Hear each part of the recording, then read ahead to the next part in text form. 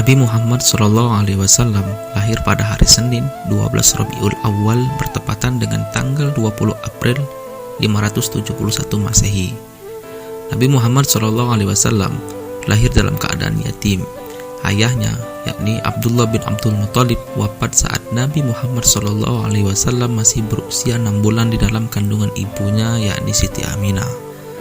Saat bayi, Nabi Muhammad SAW diasuh oleh Halimah Sa'diyah dari Bani Sa'ad, kabilah Hawazin. Di perkampungan Bani Sa'ad inilah Nabi diasuh dan dibesarkan sampai usia 5 tahun. Saat Nabi Muhammad SAW memasuki usia 6 tahun, ibunya pun juga wafat. Ia pun diasuh oleh kakeknya, yakni Abdul Muthalib. Kakeknya adalah seorang pemuka Quraisy yang sangat disegani. Nabi Muhammad SAW mendapatkan kasih sayang dan perhatian yang sangat besar dari sang kakek. Sayangnya, hanya 2 tahun Nabi diasuh kakeknya. Abdul Muthalib pun meninggal saat Nabi Muhammad SAW berusia 8 tahun.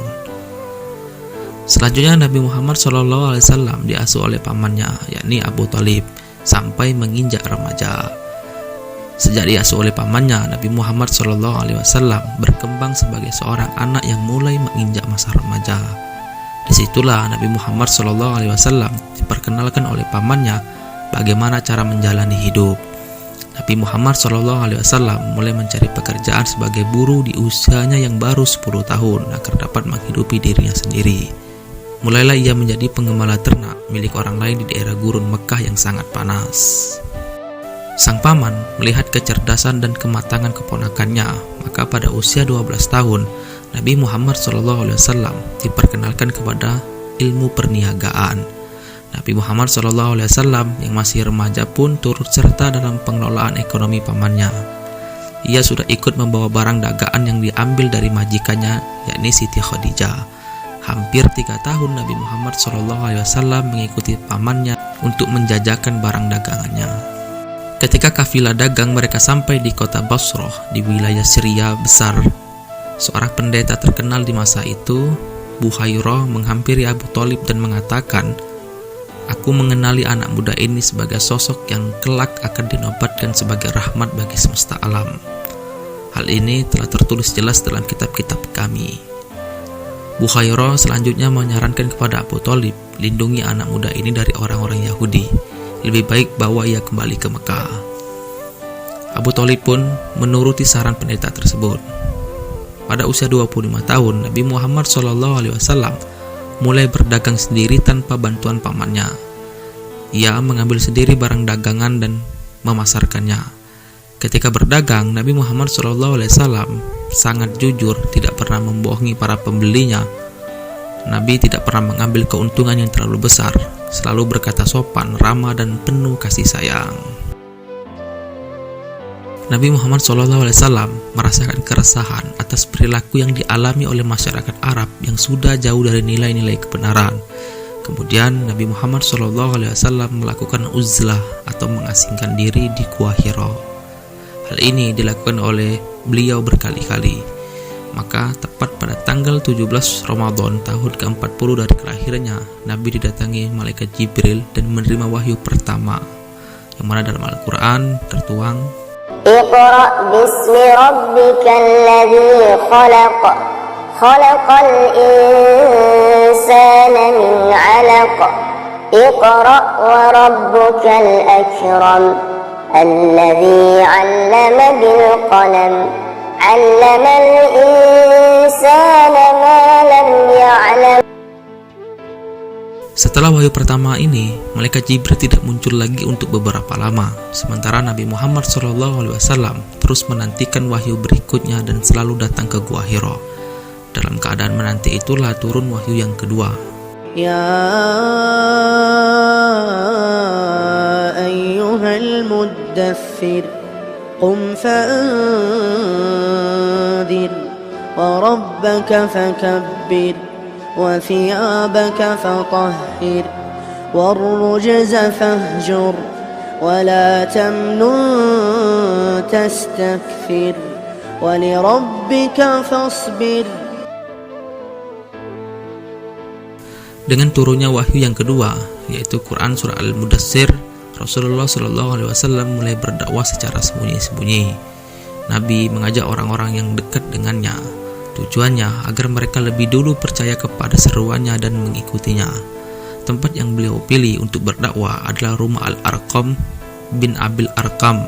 Orang-orang yang pertama kali memeluk Islam atau yang dikenal dengan As-Sabiqun Awwalun adalah Siti Khadijah, Abu Bakar, Ali bin Abi Thalib, Zaid bin Harisah, dan Ummu Aiman. Selain yang tersebut di atas, berkat bantuan Siti Khadijah dan Abu Bakar As-Siddiq, dari hari ke hari bertambahlah orang-orang yang beriman kepada seruan beliau, baik pria maupun wanita.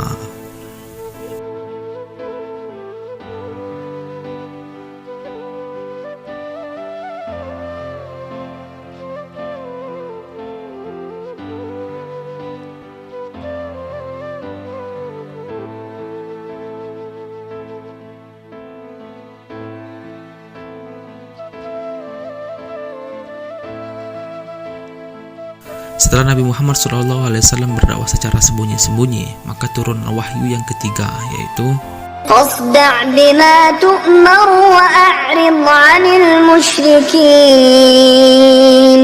إنا كفيناك المستهزئين.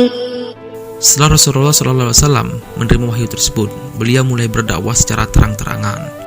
Pertama-tama, Nabi mengumpulkan seluruh sanak keluarganya di kaki gunung Sofa untuk mengajak mereka beriman kepada Allah Subhanahu wa Ta'ala.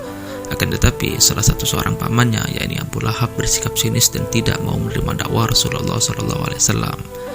Banyak cara yang dilakukan oleh orang-orang kafir Quraisy untuk menghambat dakwah Rasul, di antaranya mencoba menyuruh pamannya Abu Thalib untuk menghentikan dakwah keponakannya itu. Namun Nabi Muhammad terus menolak. Kegagalan kafir Quraisy untuk menghambat dakwah Rasul menjadikan mereka semakin marah dan emosi. Budak-budak mereka yang masuk Islam dibunuh dan disiksa. Seluruh pengikut Nabi selalu diancam dan diteror agar menolak ajakan Nabi Muhammad SAW. Abu Jahal, yakni paman Nabi Muhammad SAW, menyewa orang Yahudi untuk mengejek dan mencaci maki Nabi dengan harapan ia berhenti berdakwah.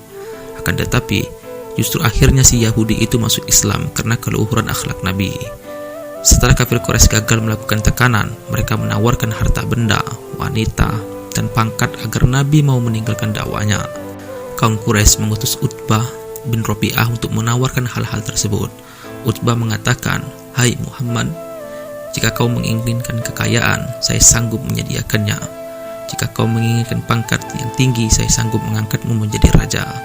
Jika kau menginginkan seorang wanita cantik, saya sanggup mencarikannya dengan syarat kau berhenti melanjutkan dakwahmu."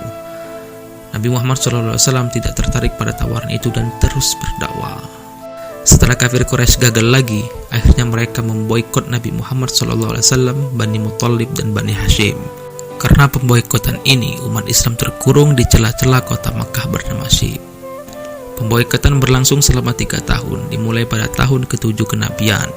Isi pemboikotan itu ditulis dalam selebar surat yang berisi,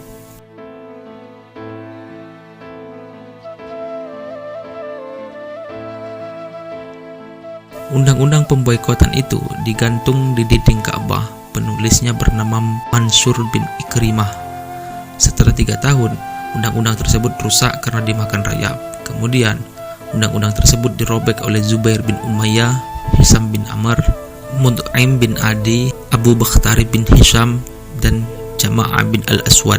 Mereka merasa kasihan dengan siksaan kaumnya kepada Bani Hashim dan Bani Muthalib.